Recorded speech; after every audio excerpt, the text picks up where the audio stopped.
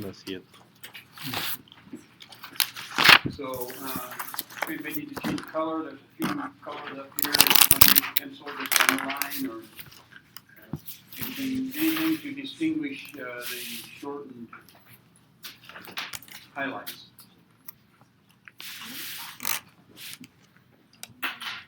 Okay, if you're ready on page 7, the highlight we need now is in the top paragraph, after the first comma there, the policy owner must face the possibility of losing money or something of value in the event of loss. This is called insurable interest. And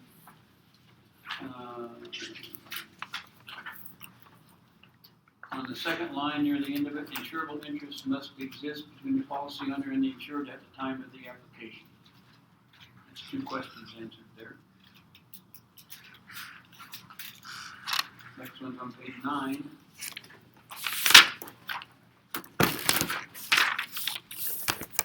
Representation, so it's the second paragraph. Representations are statements believed to be true to the best of one's knowledge. Next one is on page 10. 10 is at the bottom of the page, what we wrote in below that list. Not determining risk classification. Field underwriting, that is not part of our responsibility. Not determining risk classification. Next one is on page 11, and at the top of the page, and it is the application is the starting point and what we wrote in. Majority of information used by underwriting. Did we write that in? Yes. Okay, good. And then it continues with the in the risk selection process, which you really don't have to have that part. Next one's the bottom of that page. Changes on the application. You highlight when an answer to a question on the application needs to be corrected. Drop down below needs and highlight correcting the information and having the applicant initial the change.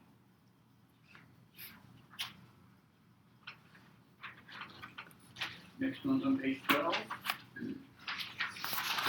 Page 12, above the word example on the left-hand edge, and it's in the second line of the paragraph. The conditional receipt says that coverage will be effective either on the date of the application or the date of the medical exam, whichever occurs last, as long as the applicant is found to be insurable. Next one is just about the same as it was before, below the word example. If an agent collects the initial premium from an applicant and gives the applicant a conditional receipt, the applicant dies the next day, the underwriting process will proceed as though the applicant was still alive. If the insurer ends up approving coverage, the applicant's beneficiaries will receive the death benefit policy. Bottom of page 12, got agent report down there, and we wrote in below it something like complete the agent report before submitting the application. Yep. That's the highlight. At the very bottom, complete the agent's report before submitting the application.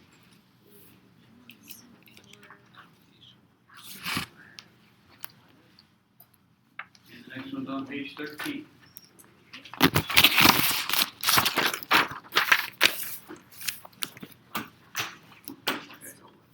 On page 13, that's the, you see the 2 bullets in the middle of the page there. The last 2 words above the bullet says HIV test. Highlight that so we know what we're talking about. And then the first bullet, the insurer must disclose the use of testing to the applicant and obtain written consent. Next is on page 14. It's 3/4 of the way down the page. So the second from the bottom paragraph starts with the words under the paragraph supporting that. Highlight that. And then highlight the bold print in the 3rd line. Consumer has a right to know what's in the report. Next one's on 15. Okay, it's at the bottom, substandard. So we're going to highlight substandard exposure risk applicants. And then the 3rd line could be issued with premium rated up, resulting in a higher premium. Substandard exposure risk applicants could be issued with premium rated up, resulting in higher premium. Page 16, second paragraph, first few words there, Stoley's violate the principle of insured liens. Page 17, bottom of the page. Two questions answered here. Bottom paragraph, if the initial premium is not paid with the application, drop down to the next line, the policy does not go into effect until the premium has been collected. The agent may also be required to get a statement of good health.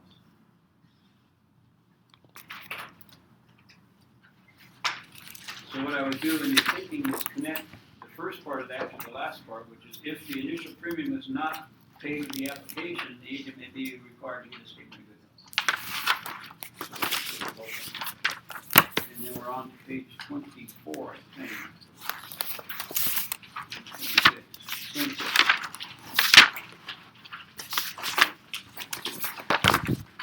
Page 26 about term life insurance. So we're going to highlight right below the A. Term insurance is temporary protection because it only provides coverage for a specific period of time. And the third bullet, which says there is no cash value or other living benefit.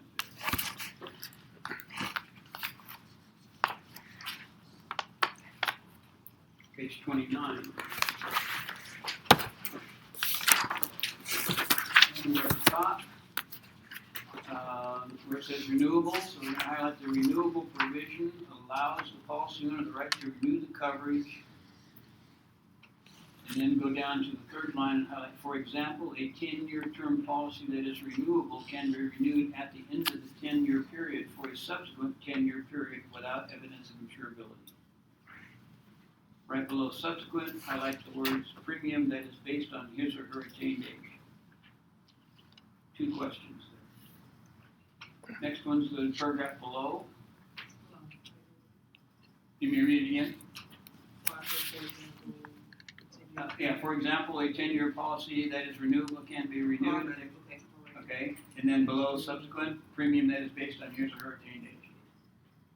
Okay, and then the next one is the convertible provision provides the policy owner with the right to convert the policy to a permanent insurance policy. And below the paragraph, we should have written in something like from a policy with no cash value to a policy with cash value. We wrote that. What's that? Where did we write that Below convertible paragraph. Nope, was we supposed to write what? Yeah, I don't have it either. Okay, I might have not told you to do it. So below the convertible, where it says convertible in bold print, so below that paragraph, write in from a policy with no cash value to a policy with cash value.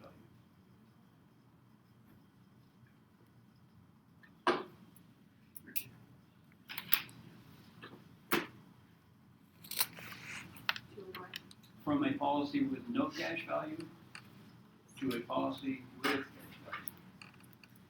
value.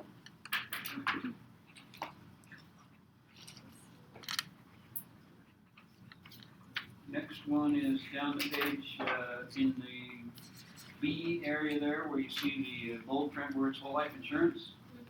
So highlight whole life insurance provides lifetime protection and includes a savings element or cash value. Next one is just above the bullets. We just want to highlight the last few words there, whole life insurance, and then highlight death benefit. And then skip over to where it says remains level for life. And then highlight cash value, skip over to where it says is scheduled to equal the face amount of the policy when the insured reaches stage 100.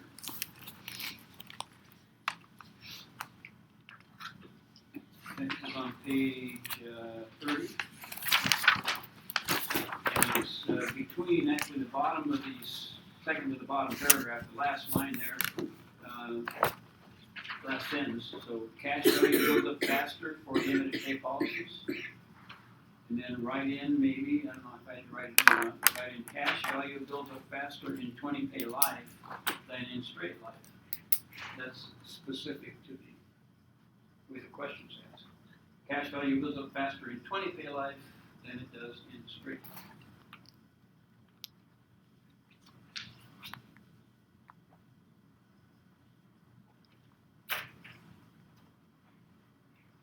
Okay, next one's in page 32 about universal. So I'd like you to highlight that bold print universal life there. So, you know, of course, subject matter is, and then go down below the bullets. Second line below the bullets, you can forget the word, oh no, yeah. The second half of the top line below the bullets. Universal life also is also an interest-sensitive policy, and then skip although and highlight the insurer guarantees a contract interest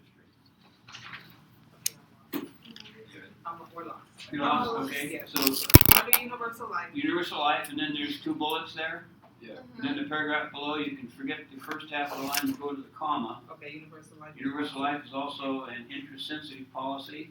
Although the insurer guarantees a contract interest rate, skip the parenthesis and highlight, there is also potential for the policy to get a current interest rate.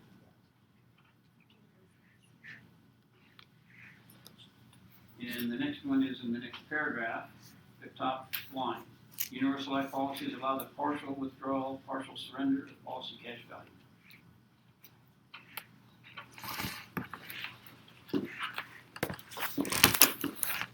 Next is page 34.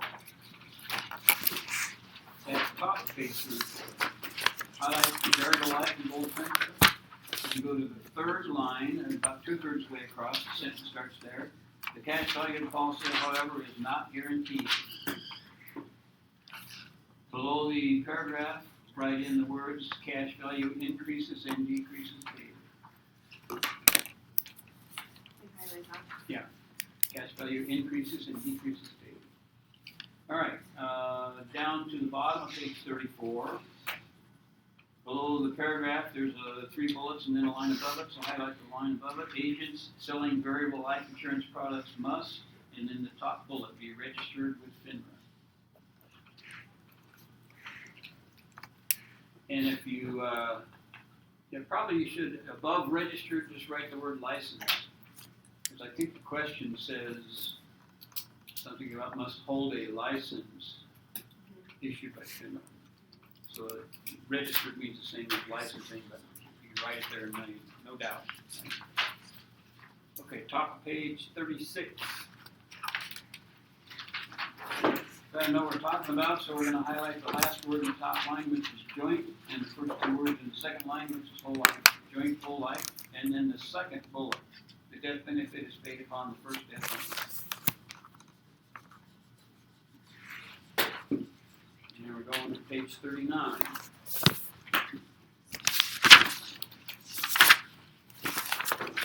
Third paragraph from the bottom, it's got about indexed annuities. It's going to be in the second line, right below the bold print word annuities.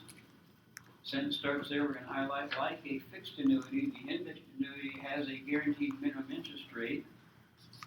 The current interest rate that is actually credited is often tied to a premier index like the Standard & Poor's 500.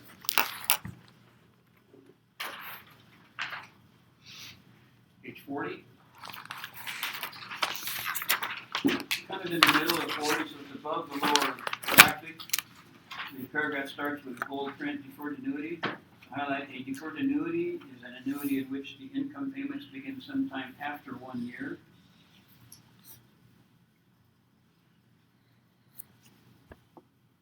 And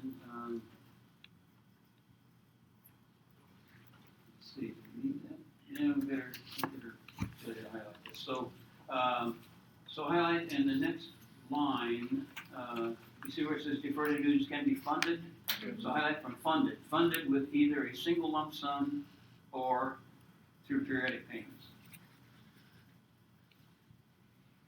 Funded with either a single lump sum, and then skip over to or through periodic payments. So deferred annuity could be funded with either, or both. On to the next chapter, page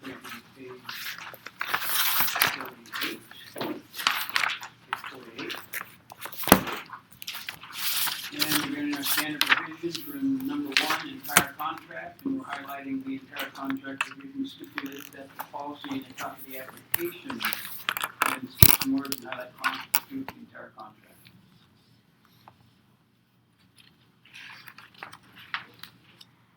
The entire contract provision stipulates that the policy and a copy of the application constitute the entire contract. Next one is in number 2, insuring clause.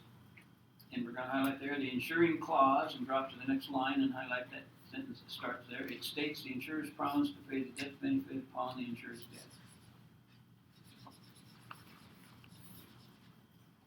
Next page is 49. 4 questions off this page.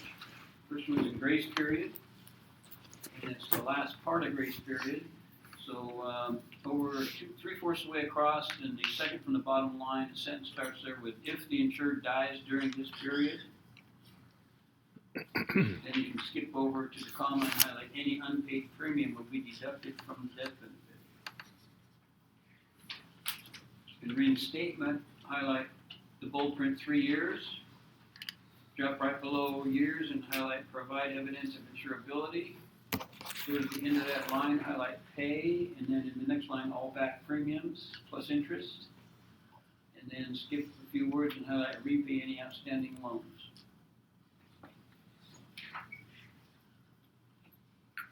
Next one is the incontestability paragraph. It's the line and a half there. The incontestability clause prevents an insurer from denying a claim due to statements in the application after the policy has been enforced for 2 years.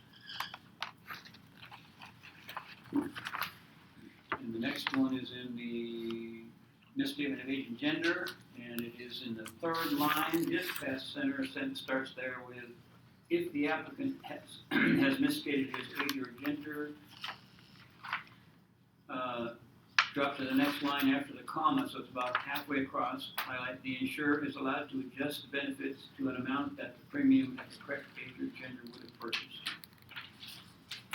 So if the applicant has misstated his age or his or her age, the insurer is allowed to adjust the benefits to an amount that the premium at the correct age or gender. Actually, it doesn't say gender in the question, it just says age. Would have purchased. Okay, and then page 50. Page 50. 4th line starts with the beneficiary. Don't highlight that. Start with the period there. Among the ownership rights are naming and changing the beneficiary, receiving policy living benefits. And then in the next line, the policy owner has a responsibility for paying policy premiums. Down the page to just above the bullets, highlight the assignment provisions specify the policy owner's right to assign the policy. And skip the parentheses part there.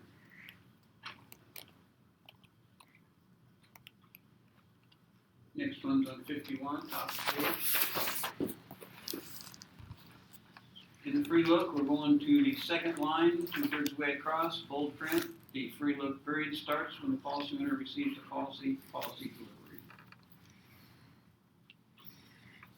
Down to suicide. Bottom of the paragraph, so it's the second from the bottom line, about 1/3 of the way across where a sentence starts. If the insured commits suicide after the 2-year period, the policy will pay the death proceeds to the designated beneficiary, the same as if the insured had died of natural causes.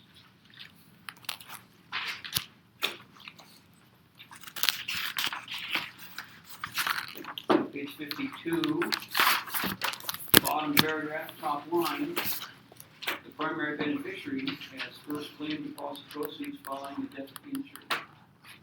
Bottom paragraph, top line. Next one's on page 53. And it's in the number 2, revocable and irrevocable paragraph, and it's in the, actually the last word of the 2nd line, which is and. So highlight and, irrevocable designation may not be changed without the written consent of the beneficiary.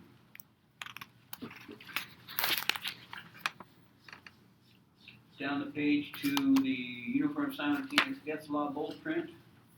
So highlight Uniform Simultaneous Death Law, drop to the next line and highlight the proceeds will be paid to either the contingent beneficiary or to the insured estate if no contingent beneficiary is designated. Down to policy loans on the same page, and we're in the 2nd line, just over halfway where the sentence starts there. Any outstanding loans and accrued interest will be deducted from the policy proceeds upon the insured's death. This is page 54. The number one, automatic premium loans paragraph, second line, third of the way across. This is a special type of loan that prevents the unintentional lapse of the policy.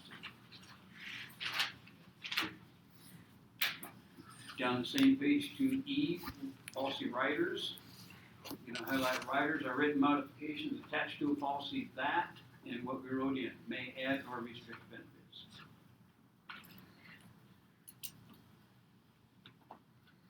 Down the page to waiver of premium.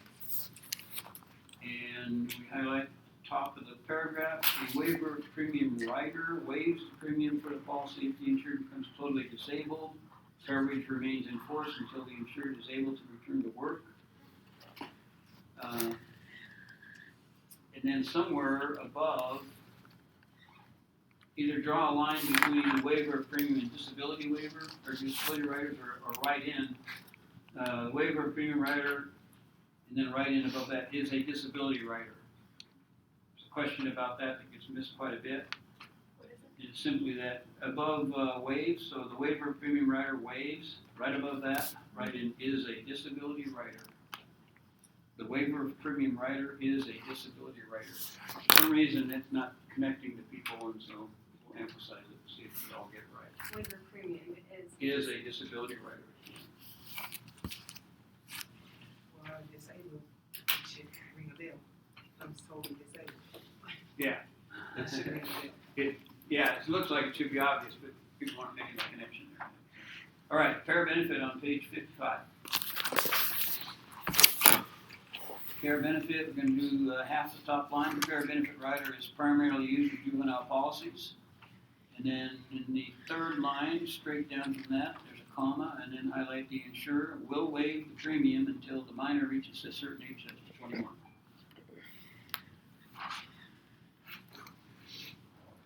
Page 56.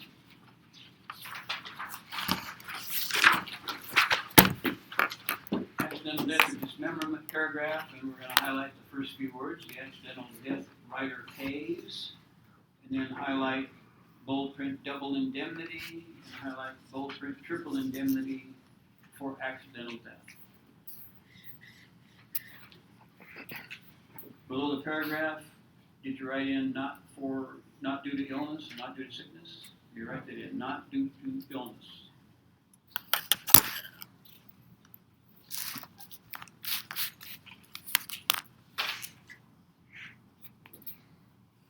Down the page to guaranteed insurability, highlight there the top line plus a few words. So the guaranteed insurability rider allows the insured to purchase additional coverage at specified future dates. Skip way over to the end without evidence of insurability. Page 57. Accelerated, and we have the word living, right? Benefits, long-term care. So we're going to highlight accelerated death benefits allow the early payment of a portion of the death benefit if the insured has a terminal illness.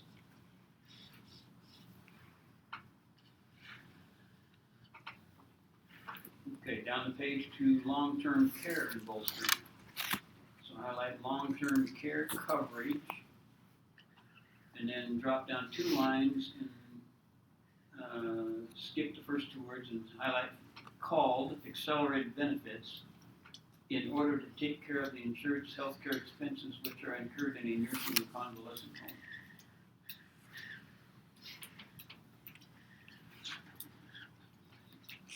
Page 59. We're into the non-forfeiture options, and we're looking at extended term, and we're going to highlight under the extended term option, the insurer uses the policy cash value to convert term insurance for the same face amount as the former permanent policy. Need to know that extended term has the same face amount as the original policy.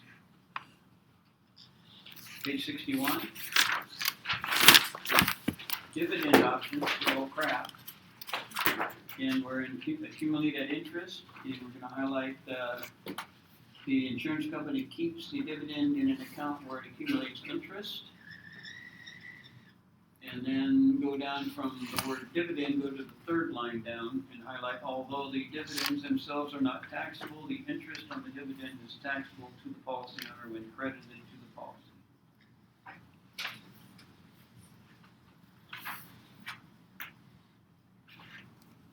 Page 63. We're into settlement options now, so this is Cliff, and the second F is fixed amount installments, and highlighting there, the fixed amount installments option pays a fixed specified amount in installments. On to page 70, I think. Yeah, page 70. In the life settlements paragraph C, life settlements, top 2 lines. The term life settlement refers to any financial transaction in which the owner of a life insurance policy sells a life insurance policy to a third party for some form of compensation, usually cash. Page 72.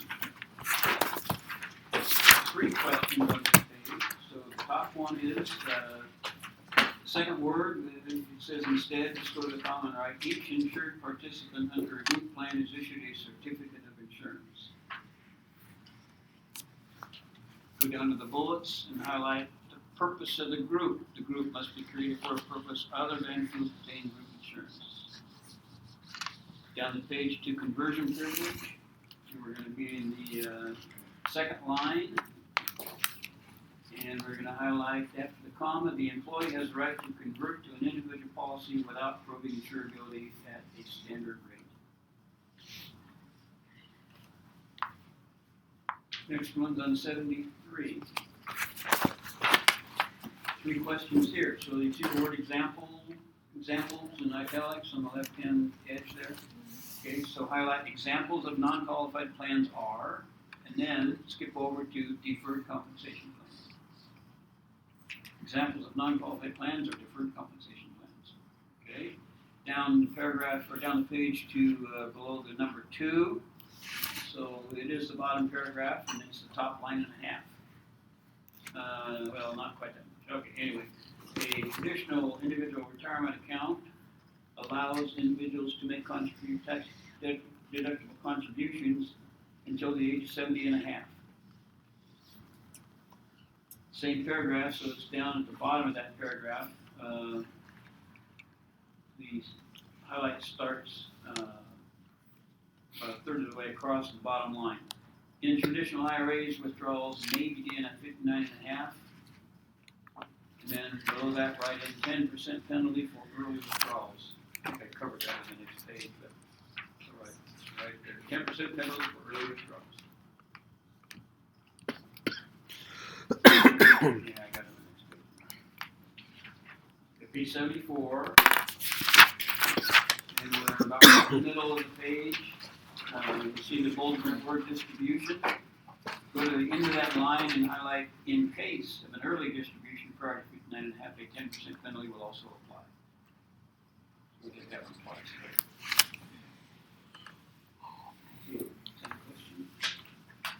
Same question? Okay. So on page 75, the heading is self-employed plans, and we're going to be in that top line. You can skip HR 10 and highlight KEO plans, make it possible for a self-employed person to be covered under an IRS qualified retirement plan.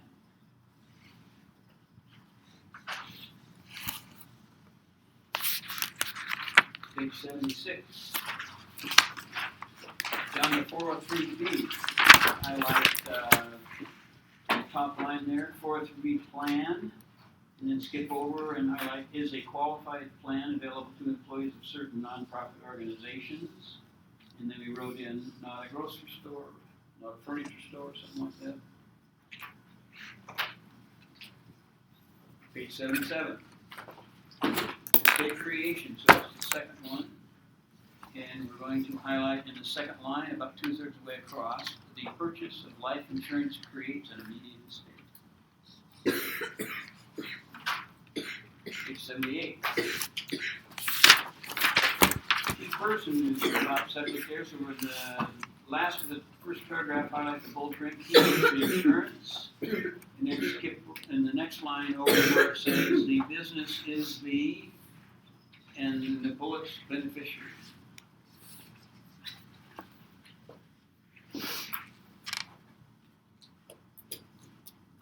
Okay, page 79, taxation of life insurance at the top of the page.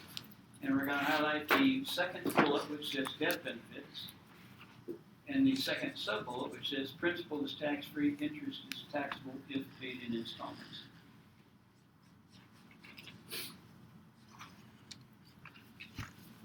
Page 81. Top of the page, full paragraph. The premium that an employer pays for life insurance on an employee whereby the policy is for the employee's benefit are tax deductible to the employer as a business expense. If the group life coverage is $50,000 or less, the employee does not have to report the premium paid by the employer as income. Would that be a contributory or a non-contributory? Non-contributory? Okay. Page 81. Modified endowment.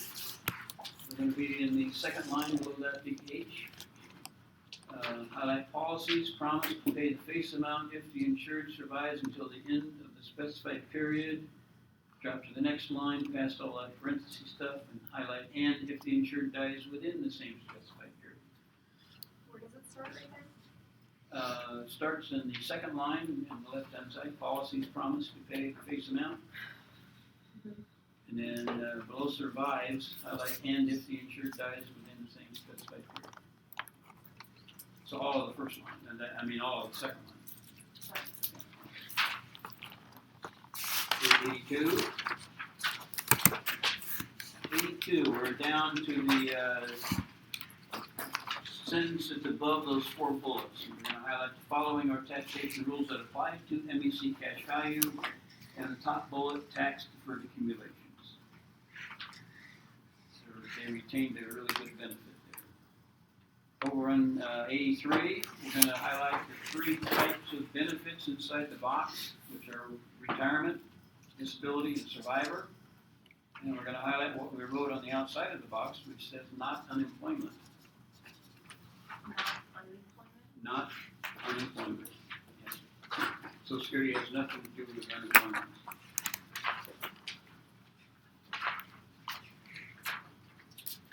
Page 91. Top of the page, we're talking about a foreign insurer. So we're highlighting there. A foreign insurer is an insurance company that is incorporated in another state or territorial possession. Down to certificate of authority on the same page, line and a half below that big heading. Before an insurer may transact business in a specific state, they must apply for a license or certificate of authority from the state. Page 94. First paragraph about examination. We're going to go to the fifth line. Skip the word company and highlight the commissioner may examine each authorized insurer as deemed necessary, but at least once every 5 years. Down the page to the third paragraph from the bottom. Starts with if the commissioner finds. So we're highlighting if the commissioner finds that the application is made in good faith. Then skip to the next line after the comma. The commissioner is required to hold a hearing within 30 days. Next paragraph, skip the first half of the top line, and from the comma, highlight the commissioner must give written notice of the hearing not less than 20 days in advance. And then we're going to page 95. And it's in the third paragraph from the bottom, starts with the word similarly. We're going to go to the third line to highlight. This highlight, commissioner may assess a fine between $25 and $500. An order must specify the period during which the fine must be paid, which cannot be shorter than 15 or longer than 30 days after the date of the order.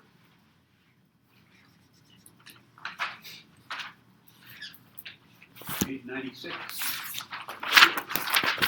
56.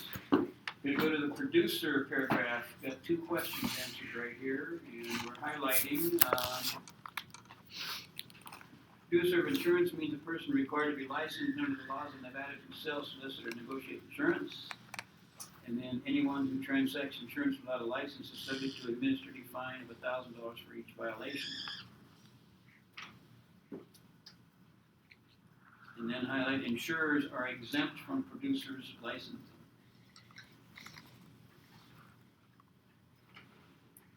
Bottom of the page, non-resident, you're going to highlight 2.5 lines. A non-resident applicant for licensing in Nevada as a producer who is currently licensed in good standing for the same type of insurance line of authority in another state does not need to complete any education or examination requirements in this state. 99.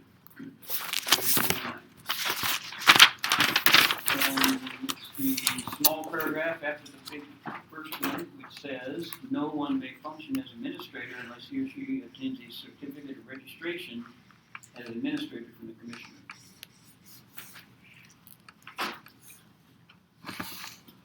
Page 101. Top of the page, insurance company appointment paragraph, where highlighting a producer cannot transact insurance on behalf of an insurer until the producer is appointed by the insurer as an agent.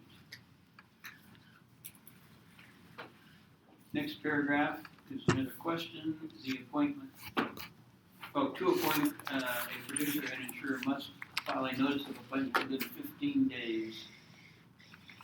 You don't need the contract of what?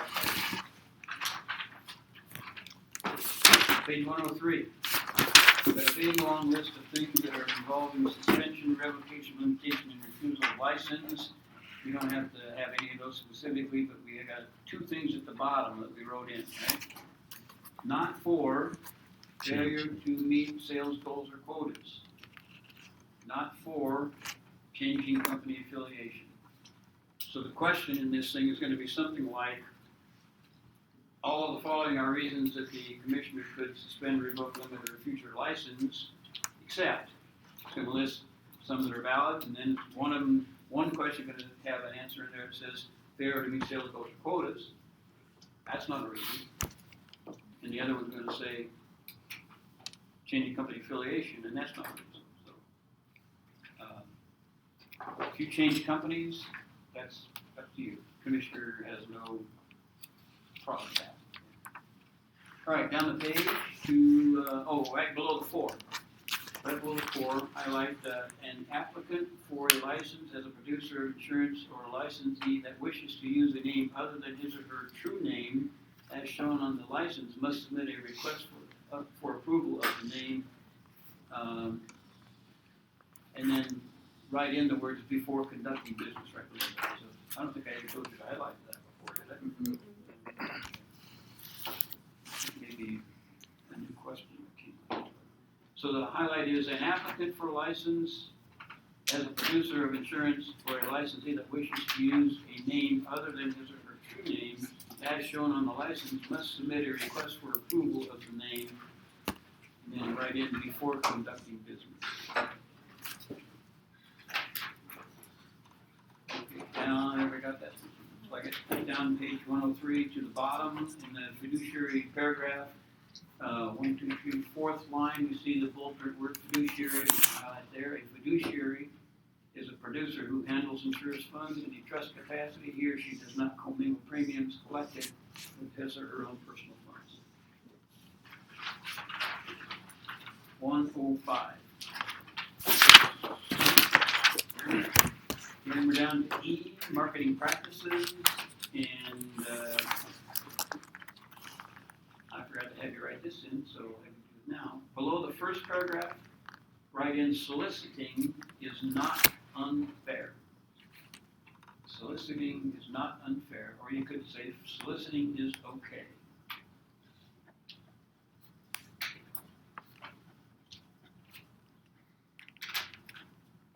Next one is in the next paragraph down, and it's the second half of the second line. There's a comma.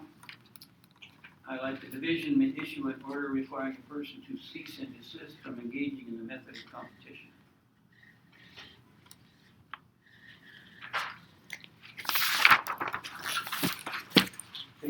106. Misrepresentations at the top, and we're highlighting, it is illegal to issue, publish, or circulate any illustration or sales material that is false, misleading, or deceptive as to policy benefits or terms, payment of dividends, etc.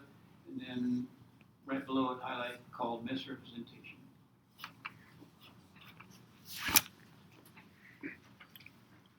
And the next one, rebating, highlight rebating is defined as any inducement offered to be insured in the sale of insurance product that is not specified in the policy.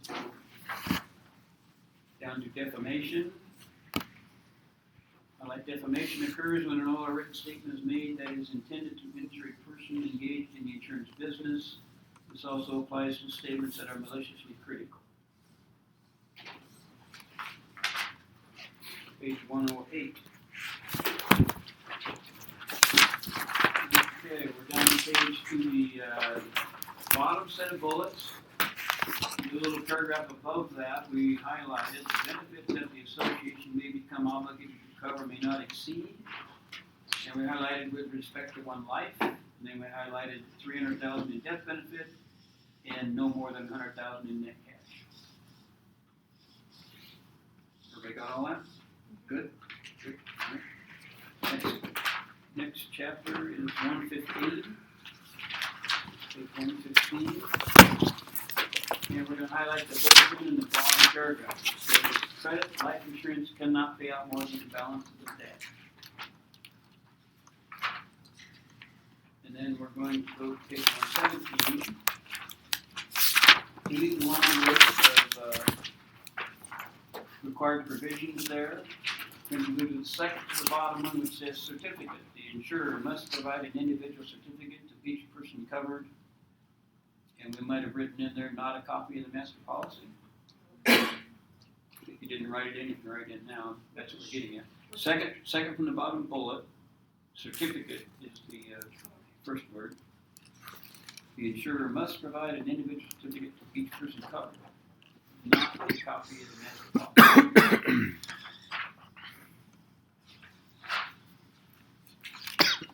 Page 124. Page what? 124. And we're in replacement.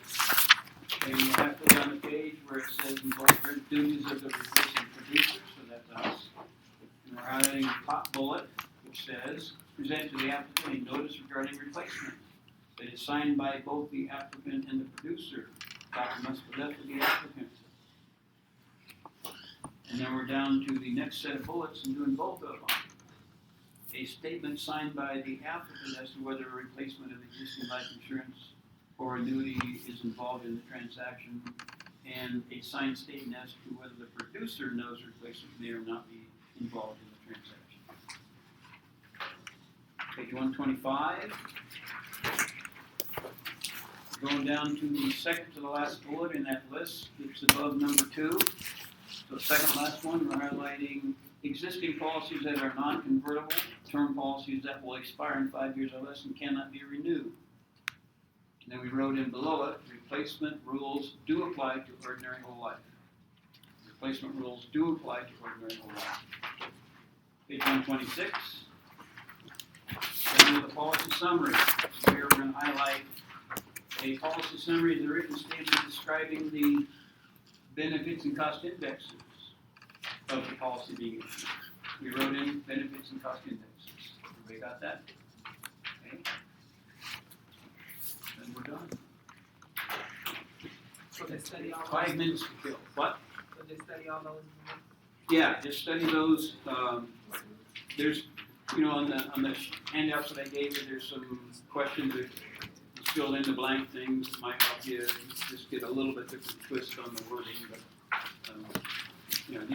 those answer all 100 questions.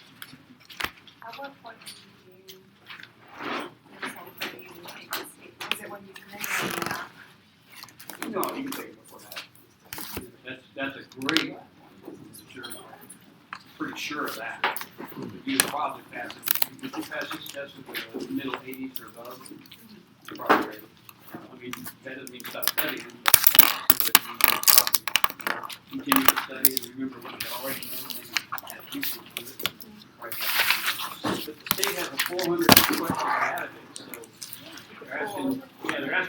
80 questions that count, right? 17 for testing, but, so that's a lot of questions to pull on. So one person can say, oh, the state test is really easy. The other one might say, oh, that's way harder than this one. So it depends on the question. You can kind of mix it up so that people can't really, you have to like study like more of why. Yes, yeah. Has to be the scope of the question. And they have to stay fairly close to those parameters. They sit for like 4 questions at a time. 20 questions at a time. Pretty close to that. Limits on what they can do, but Well, at least you're